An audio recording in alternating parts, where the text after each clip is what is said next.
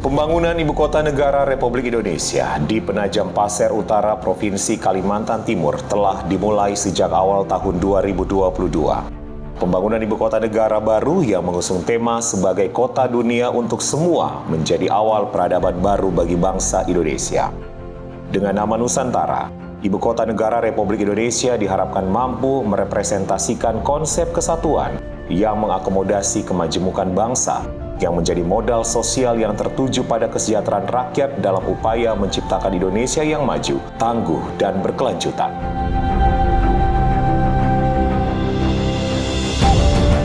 Beberapa wilayah di sekitar IKN Nusantara seperti Kota Balikpapan, Kota Samarinda, Kabupaten Penajam Pasir Utara, Kabupaten Kutai Kartanegara, serta beberapa daerah lainnya dapat diidentifikasi akan menjadi pusat-pusat pertumbuhan ekonomi baru yang terkena efek dari penetapan IKN atau yang disebut spread effect yang mencakup wilayah-wilayah di luar Pulau Kalimantan. Salah satunya adalah Provinsi Sulawesi Tengah. Di bawah pemerintahan Gubernur Haji Rusdi Mastura dan Wakil Gubernur Dr. Randus Haji Ma'mun Amir, pemerintah Provinsi Sulawesi Tengah berkomitmen dalam mendukung penuh percepatan pembangunan Ibu Kota Negara di Kalimantan Timur dengan menggulirkan program nasional antara lain pembangunan Pelabuhan Laut Tambu dan Kasimbar dan pembangunan Jalan Bypass Tambu Kasimbar sepanjang 24,14 km. Hal ini tentunya menjadikan kawasan Tambu dan Kasimbar sebagai kawasan ekonomi baru. Keunggulan geostrategis Provinsi Sulawesi Tengah selain menghubungkan alur laut Kepulauan Indonesia Alki 2 dan Alki 3 juga sebagai gerbang tol dan jalur logistik kawasan Indonesia Timur menuju ke Ibu Kota Negara Nusantara, sehingga secara tidak langsung menjadikan Sulawesi Tengah sebagai jembatan penghubung antara IKN Nusantara dan kawasan timur Indonesia.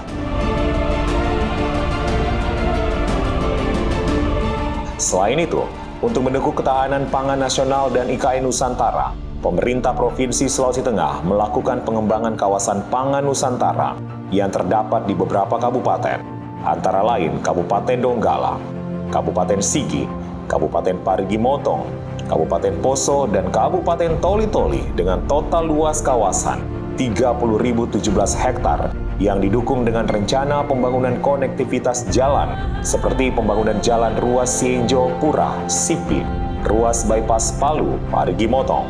ruas Bangga, Lalundu, Watato, ruas lingkar luar kota Palu, serta beberapa ruas jalan lainnya yang bertujuan untuk membuka konektivitas daerah terisolir serta sebagai penghubung dalam mendukung kawasan-kawasan potensial pertanian dan perkebunan di Sulawesi Tengah. Atas dasar penetapan Ibu Kota Negara baru Nusantara ini pada akhirnya juga akan mengakselerasi fungsi pusat-pusat pertumbuhan ekonomi di wilayah sekitar IKN Nusantara.